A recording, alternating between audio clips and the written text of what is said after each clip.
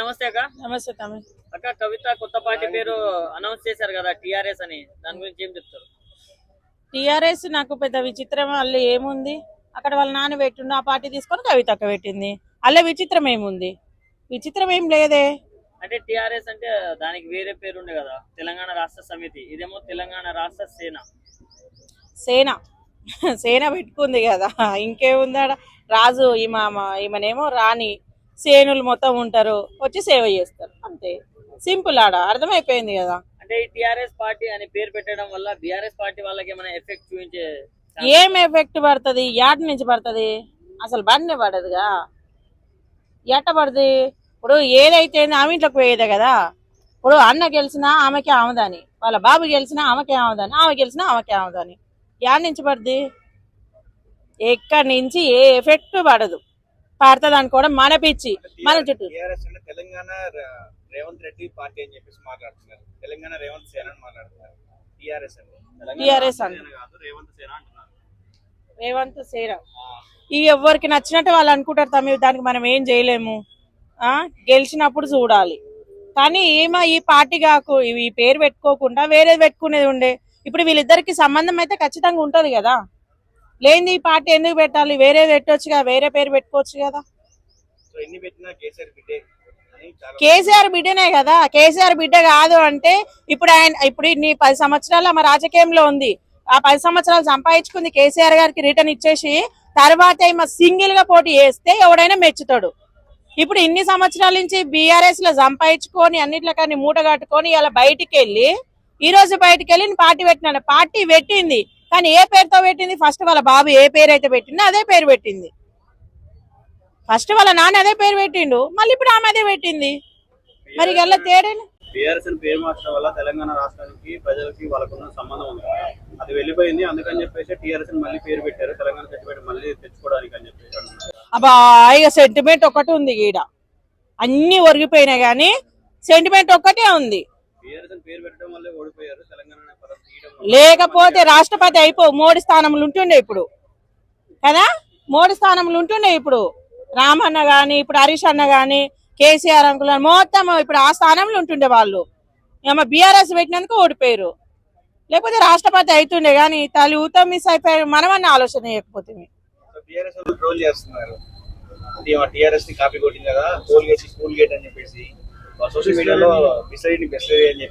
చేస్తారు. మరి షేక్ ఏం చేస్తారు? చేస్తారు. చేయకుంటే ఏడికి పోరు.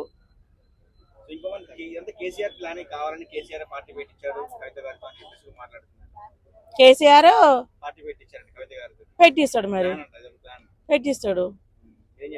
ఏ చెప్పనీకే ఉంది, పెట్టించింది కాబట్టి ఆమె ఆ పార్టీ పెట్టుకుంది కదా. వేరే పేరు పెడితే ఇప్పుడు ఎవరికి ఆ డౌట్లు రావు. డౌట్ వచ్చేటట్టు చేసింది మీరే. ఏరుకోరు మొగం తెచ్చుకుంటాను అంట, 7 గోషీలు మొత్తం పగిలిందాక కొట్టింది అన్నట్టు ఏరుకోరు తెచ్చుకుంటారు వాళ్ళేళ్ళు వీళ్ళు.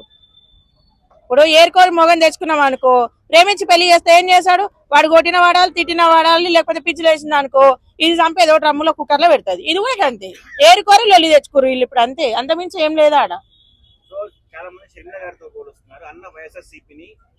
అరే ఆడొక మిస్టేక్ ఉంది ఆమె, ఆడొక మిస్టేక్ ఉంది.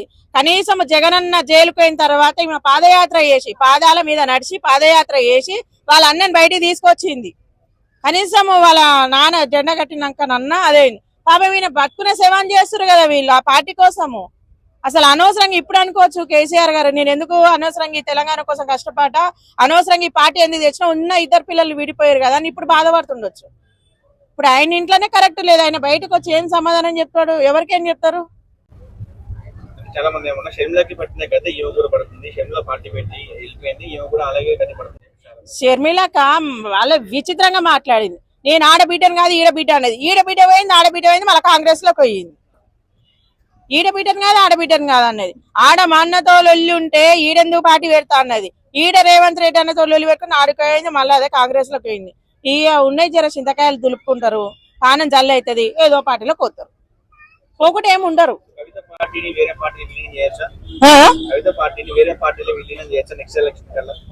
చేసేదేమో చేయకుంటే ఏడుకోతారు. తిన్న బుద్ధి ఊకుంటుందా? చేసే చేయొచ్చు, చేయకుంటే ఏడుకోతారు.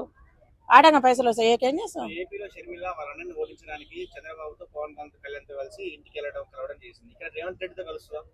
ఓ అవునా, కలుస్తుంది అంటే మనకి చెప్పి కలుస్తా కలవచ్చు. టీఆర్ఎస్ అనే పేరు వెనుక చాలా ట్రోల్స్ నడుస్తున్నాయి, వివాదంగా మారి. ట్రోల్స్ నడుస్తాయి, కోల్గేట్ నడుస్తాయి, అన్ని బస్సులు పోతాయి, కార్లు పోతాయి, ఏం కాగా కానీ పెట్టుకోవడమే రాంగ్ ఉందాడ. ఇప్పుడు ఈమె కొసెల్లో ఉంటుందో లేదో కూడా తెలుస్తలేదు. ఇప్పుడు పెట్టింది ఈ దెబ్బతోటి మా అంటే 3 కోట్ల వరకు కావచ్చు నిన్ననే, ఈ రోజు 3 కోట్ల వరకు కావచ్చు. మొత్తం ఎమ్మెల్యేలు ఎంపీలు మరి మొత్తం తిరిగి చేసే వరకు జర ఉన్నాయి, జల్లే అవుతుంది పానము. అయిన తర్వాత ఏదో పార్టీలోకి పోతుంది తప్ప కొసెల్లు ఉంటుందని నమ్మకం అయితే నాకైతే లేదు.